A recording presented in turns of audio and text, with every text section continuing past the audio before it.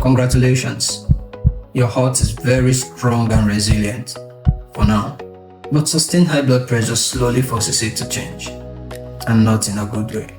And this is the hidden tragedy nobody's talking about. High blood pressure makes the heart work harder and harder, and to compensate for the increased workload, the heart muscles gradually get thicker, a process called left ventricular hypertrophy.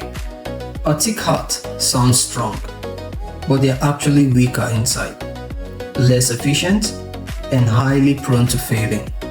A simple scenario is a middle-aged man who exercises only once in a while, and he feels he's fine and ignores signs like easily feeling fatigue.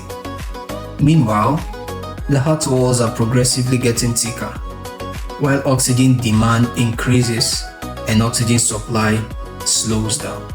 The heart gradually begins to beat irregularly. Initially, this looks like adaptation, but eventually, it transforms into a major dysfunction. As time goes on, the heart's overall efficiency begins to drop. When you lift weights, your bicep muscles get thicker, bigger, and stronger. But when your heart is forced to lift heavy weights against high blood pressure 24/7, that extra muscle growth actually makes the internal chambers to become smaller and stiffer, meaning that the amount of blood that can be contained in this heart chamber reduces. Likewise, the amount of blood that is pumped out. Because the thickened muscles can't pump blood effectively anymore, fluid begins to back up in the body. This is when people start noticing things like peripheral edema, which is just the medical term for unusual buildup of fluids and swelling in the legs, ankles, and feet. So the person notices their shoes feels tighter at the end of the day. As the chain grows heavier, that fluid backup can make you feel shortness of breath, especially when you lie flat in bed at night. You feel yourself constantly exhausted, blaming your age or a bad night's sleep, when in reality, your heart is struggling to keep up. Without an intervention to break this link, the next dominoes in line are a sudden stroke or total heart failure. So how do we get this chain broken?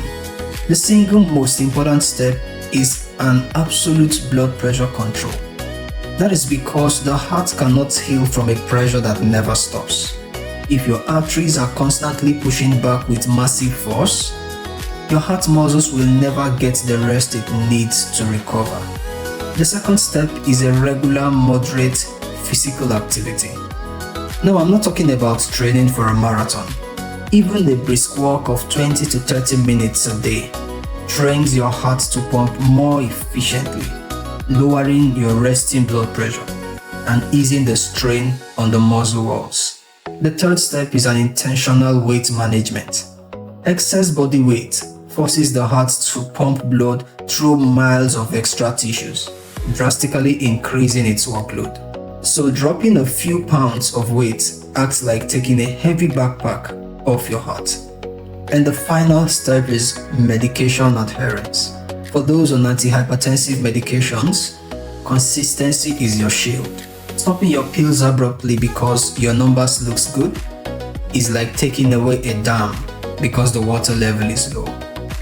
The pressure will rush right back and the damage will resume. And oftentimes, it might become worse than it was initially. Join us in the next episode, where we'll see how high blood pressure directly leads to stroke, the sudden and terrifying consequences many people never see coming.